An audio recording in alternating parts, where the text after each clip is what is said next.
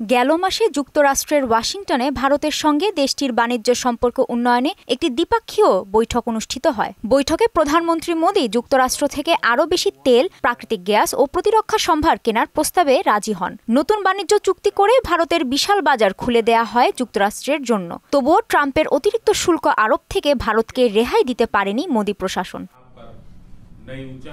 মার্কিন কংগ্রেসের যৌথ অধিবেশনে মঙ্গলবার ভাষণ দিতে গিয়ে ট্রাম্প বলেন, ২ এপ্রিল থেকে ভারতের ক্ষেত্রেও চালু হবে পারস্পরিক শুল্ক নীতি। ভারতের সমালোচনা করে ট্রাম্প বলেন, যুক্তরাষ্ট্রের কিছু পণ্যে ভারত ১০০% শুল্ক আরোপ করেছিল, তাই শুল্ক আরোপের আওতায় থেকে ভারত মুক্ত নয়। India charges us auto tariffs higher than 100%.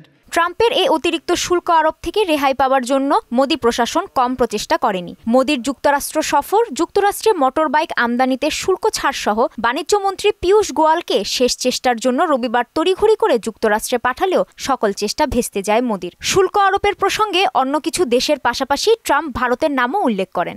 China, Brazil, India, Mexico and Canada. Have you heard of them? কংগ্রেসের যৌথ অধিবেশনে ট্রাম্প বলেন, কেউ যদি মার্কিন পণ্য রপ্তানিতে অন্য ধরনের বাধা তৈরির চেষ্টা করেন তাহলে যুক্তরাষ্ট্র তেমন বাধা সৃষ্টি করবে। ট্রাম্পের এই ঘোষণার পর ভারত সরকার আনুষ্ঠানিকভাবে এখনও কোনো মন্তব্য করেনি। ভারতীয় পণ্যের শুল্ক আরোপের বিষয়ের পাশাপাশি ট্রাম্প বলেন, ইউক্রেনের প্রেসিডেন্ট জেলেনস্কি তার কাছে একটি চিঠি পাঠিয়েছেন। চিঠিতে রাশিয়া ইউক্রেন যুদ্ধ ইস্যুতে যুক্তরাষ্ট্রের সঙ্গে পুনরায় আলোচনার টেবিলে বসার আগ্রহ প্রকাশ করেছেন Zelensky. The letter reads, Ukraine is ready to come to the negotiating table as soon as possible. কাজী শাহরিন, মোহনা সংবাদ। Nobody wants peace more than the Ukraine.